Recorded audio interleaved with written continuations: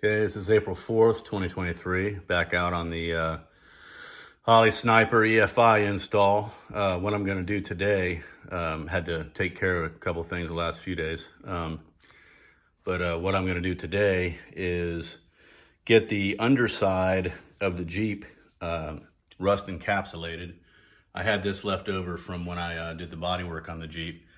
And this is Eastwood's Rust Encapsulator Plus, which is supposed to be even better than their original version.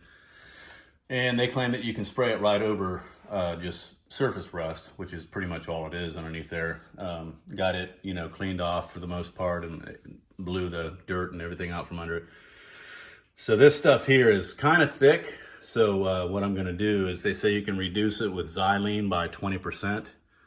So I'm gonna go ahead and do that. I've got my, I'm using the 3M system here, even though this is an off-brand. It's their pressurized cup system that has a liner in it. I love this. Used that on my C10 when I restored it, as well as the Jeep. But basically, these liners allow you just to throw the thing away, and you don't have as much cleanup to do. So, gonna use that. I'm using my CA Technologies gun. Which again, I used this on the C10 restoration, painted it with this. I love this gun. This is it's got two different air caps on it. This is the HVLP cap that I have to run on this needle nozzle setup, because anything larger than 1.9 or 1.7, you've got to use the HVLP cap, which this is a 2.2. That's the largest needle nozzle that I have for this. Largest one they make too, I think. So that should do with that. The other needle nozzles that I have, I've got a 1.3 right here. It's just an empty case. I'll get back to that. Let's see, there's a 1.3 nozzle with the 1.3 needle. That's what I used on the base coat of the C10. Here's a 1.9. Let's see, I've got of course, the needle set to go with it. That's 1.5 needle. 1.0, real fine detail work. 1.7, and what's this one? 1.9. Oh, okay, that's the needle. This is the nozzle. So anyway, this is a reduced pressure cap, and this can be used for anything 1.0 up to 1.7. And what this does is it gives you, they claim what it does is gives you the finish of a conventional, I guess, siphon feed, which a lot of the high-end siphon feed guns really did spray good finish. But you also get the laydown of material speed that you did on the conventional guns with a savings of material. That's the idea. You've got a reduced amount of pressure, therefore you're not going to have as much airborne particles as you would with conventional guns. So, but this allows you to still lay it down pretty quickly. That's their notion on that. This is just a Chinese knockoff, I believe, of an Asturo. Yeah, Astro. I just have that in there just because it didn't have anywhere to put it. But anyway. So, and I'm running a 3M pressure gauge so I can monitor that. I want a max outlet pressure or inlet pressure of 29 PSI. So that would be there. This here is some beads for, it takes on the, what do they call it? The name escapes me, but these beads, when they turn pink, they're saturated. They start out blue, so I'm going to go ahead and replace those. But that precludes any water from getting in there. Does a pretty good job too. So I'm gonna get this mixed up with 20% reduction on the xylene, and then I'm gonna get going on the underside of the Jeep. Here we go.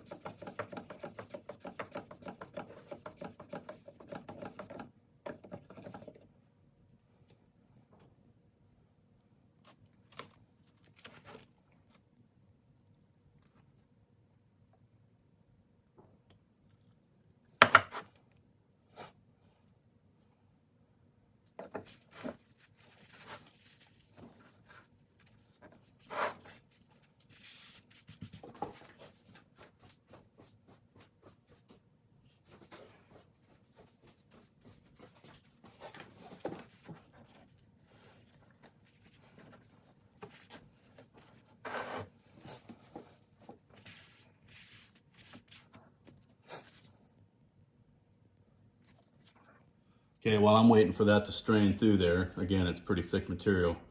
I didn't mention that the reason I'm using this gun for, among other things, you know, I've got the right size tip to spray this stuff. This cup system with it allows me to pressurize the cup, and then I'm able to get upside down, turn sideways, or any number of positions underneath the truck, so I can get things coated. Otherwise, if I had a gravity feed, you know, there'd obviously be problems. Most of my direction will be pointing upward from underneath, laying on my back. So I'm gonna have a nice shower to look forward to once I'm done, probably with some lacquer thinner or something like that to get the speckles of paint off of me. But anyway, gonna let this strain here. Looks like it's gonna take a while, and be back.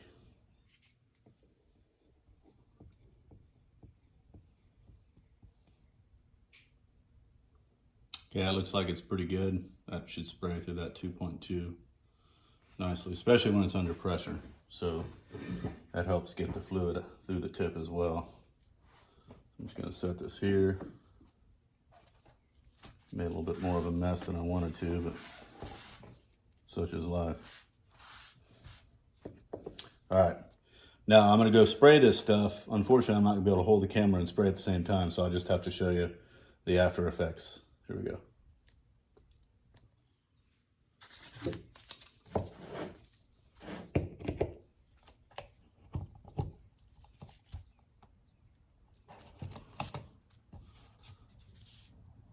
Ready to go. Okay, the word I was thinking of earlier is desiccant. That's desiccant little balls in there that take on moisture.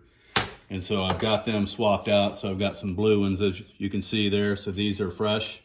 And what I can do, the reason I'm saving these is because when I'm ready to do it, lay them out on a cookie sheet and dry them back out in the oven. I can reuse them instead of buying them again. So desiccant. All right, here we go. I just got done spraying it, and I think I got a little bit left in there. But what I want to show you is how that, when you tip this upside down and pull the trigger, it creates a vacuum on that liner and pulls it up. So literally all the spraying that I was doing underneath there was in this position here, even back like that. So obviously if I had a gravity feed cup, all of it would ended up on the floor. Very little spraying did I do in this orientation. Most of it was sideways or upside down entirely. So, and it doesn't miss a beat. I mean, it got that material down. It's actually very efficient too, because with the HVLP, I wore a respirator naturally, but there's very little overspray. So it's a good tool for sure. And I bought this because there were a lot of really good reviews about the CA Technologies CatX, which is what this is. I don't know if you can see that. Comparing it to Sada and I forgot some of the other ones that are known to be automotive paint guns, but really a lot less money. And it's made in the United States, from what I understand. And it had a lot of different fluid needle nozzle sets and air caps, and so I liked it. I did, enjoy using it on the truck and on the Jeep, and it did a good job. Atomizes very well. So, all right, I'm gonna let that dry a little bit, and then I'll show you what it looks like. Okay, I always clean my air cap off immediately after I'm done using it. In this case, since it's a solvent-based paint, I use lacquer thinner, and because it's very important that there's these tiny air holes there where air needs to come out and atomize and so forth, and you do not want to get any of those plugged up or it won't work properly. The other thing I do is, this is lacquer thinner right here. I'm gonna leave that sit like that. It goes down through this adapter and into the whole front nozzle of this gun, and keeps it from the paint drying inside. And the reason I'm doing this, if I was done with the gun, I would clean it thoroughly and put it away. But I'm gonna spray another coat. I've actually got almost half of it left yet. So that shows you, I mean, I did that whole underside and even touched up some areas, and I only used about half of it. So I'm gonna let it dry a little bit, and I'm gonna put another, I don't know, maybe let it dry 30 minutes, put another coat on there. Because once I put that tank up in place, I'll never see that again. So I won't ever have a chance to do any dress up or anything like that unless I were to drop the tank, and I really don't want to do that. So I was going to show you how this works by hooking air up to it, and you can see how it's going to draw this bag up and pressurize this cup. So I'll be right back. Okay, here we go. Wanted to show you this. This is a 3M pressure gauge. And I like the 3M because they actually use a glass bezel or cover or whatever there. I've had some others that are plastic, and whenever they get any overspray on them, they cloud up, and if you try to clean them with lacquer thinner, you just kind of smear the whole thing. You can't read it. So what I generally do is, with the trigger half pulled, I set the pressure at the wall regulator at 60 PSI, about double what I'm going to want this to be. Because you're going to have some air pressure drop over the length of the line. So I want it to be about 29 PSI here. So as you can see, it's about 28, 29 PSI with the trigger pulled, not unpulled. You want 29 PSI because that's what the cap says. Max gun inlet, 29 PSI. I run the max because I don't want any chance of not getting proper atomization.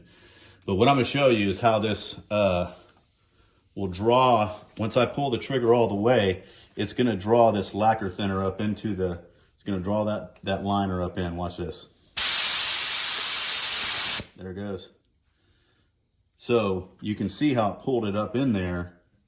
And now I can spray literally upside down, sideways, whatever. That fluid is under pressure right now from the vacuum that it created. Let me do that again.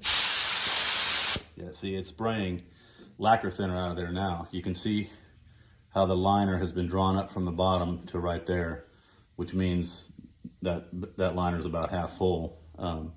So yeah, there you go. That's a pretty cool system that 3M came up with. And then these guys, CTW, copied them, did some changes there and whatever, and their product can be sold for quite a bit less. So I wasn't able to get the 3M when I went back because this adapter here for this setup has changed with 3M slightly. I think they discontinued, and I wanted to keep the original setup that I had. So CTW was able to apparently buy out the copyright on that or whatever, the drawings, and use their, come up with their system for it. So I have a bunch of these liners. I have an extra one of these cups. And then there's a little liner that goes in here as well that gives you the markations there. So yeah, it sounds like I'm trying to sell this thing. I'm not really. I really like using it. So, all right, I'm going to show you guys after I get the second coat on. I'll show you guys the finished product. Okay, here we are. 2 coats of the Eastwoods Rust Encapsulator Plus.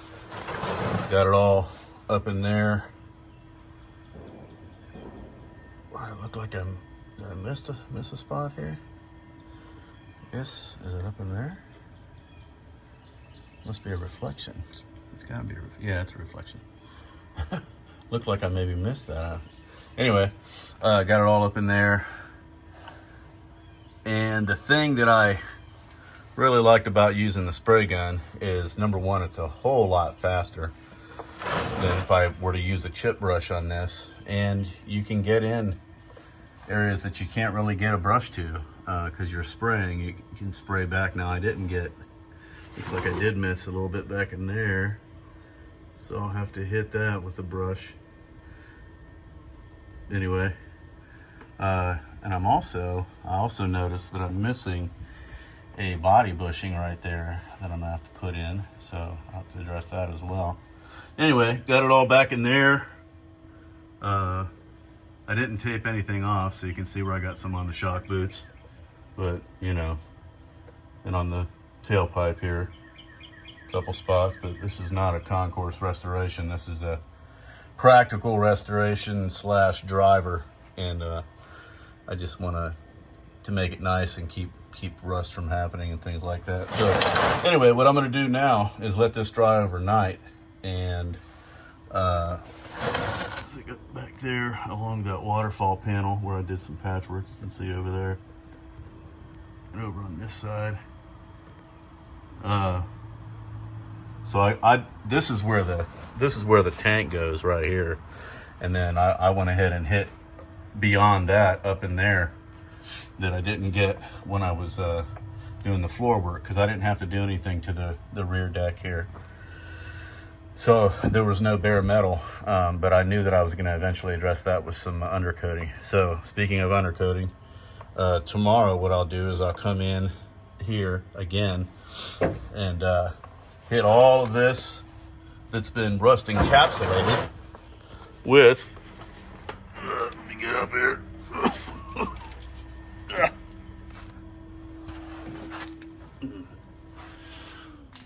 This right here.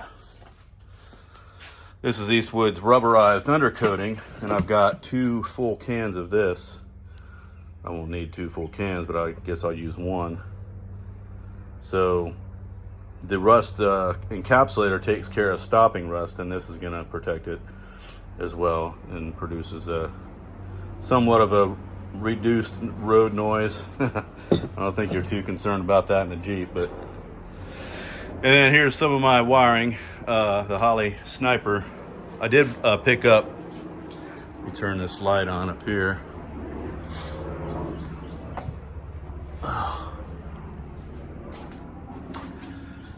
Today, I picked up a cap for the pressure regulator side. This would be the return side from what they tell me at Holley. Picked up a cap for that side because I don't need a return on the tank that I'm running. It's a returnless tank, so I don't have to run any hose from here back. So anybody else who's thinking about doing this, if you're putting a new tank in, you don't have to have a return if you buy the returnless tank. So I bought the returnless tank, make life easier. And then I also, while I was there at this speed shop, picked up this 90-degree elbow instead of having the one that they have coming out to here straight, because it's obviously going to cause the hose to run into the valve cover, and that's a problem. So I wanted to make that nice turn there. So I got that set up. Tomorrow, like I said, I'm going to put a coat of rubberized undercoating on, and then get to wiring this thing up. I found my clean switched source. That was the main thing. The other things are just some basic wiring things. Really, it's just I'll have the controller. I don't know if I've showed you the controller. Here's the controller. This harness will be coming through the firewall and connecting up to the main harness that will be back here. I'll have to run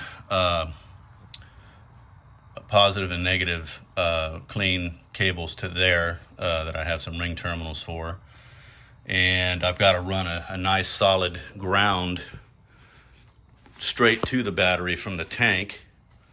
I'll have to run the yellow wire in the harness to the negative side of the coil, which I started to do with the other harness, and mistakenly, because I wasn't noticing that's not the harness I wanted to use. I'll explain more about that tomorrow, but save myself a little extra wire here to deal with, because the other one is not as long. Anyway, some wiring tomorrow. And this tank, I got new, this is the new vent hose, which will go here. And this is the new filler hose, which will go here, because it's not the same size inlets or outlets right here. And then as far as wiring, like I said, I've got this wire here. There's 4 wires. The purple wire goes to the blue wire, which is all the way up. It's the fuel pump power line. This solid black one will go all the way up to the battery. This gray one, I'm sorry, I said the purple one goes to the blue wire. I think it's the gray one, actually. The purple one goes to the pink wire, which is the sending unit, and the black with white stripe is the chassis ground. I'll double check that, but there's 4 wires. Pretty simple. So yeah, that's gonna wrap it up for today. That's all I needed to really get done. So one last little picture there. the freshly rebuilt AMC-20, and that's a wrap. See you guys next time. This will mark part 2 of the Holley Sniper installation. See you.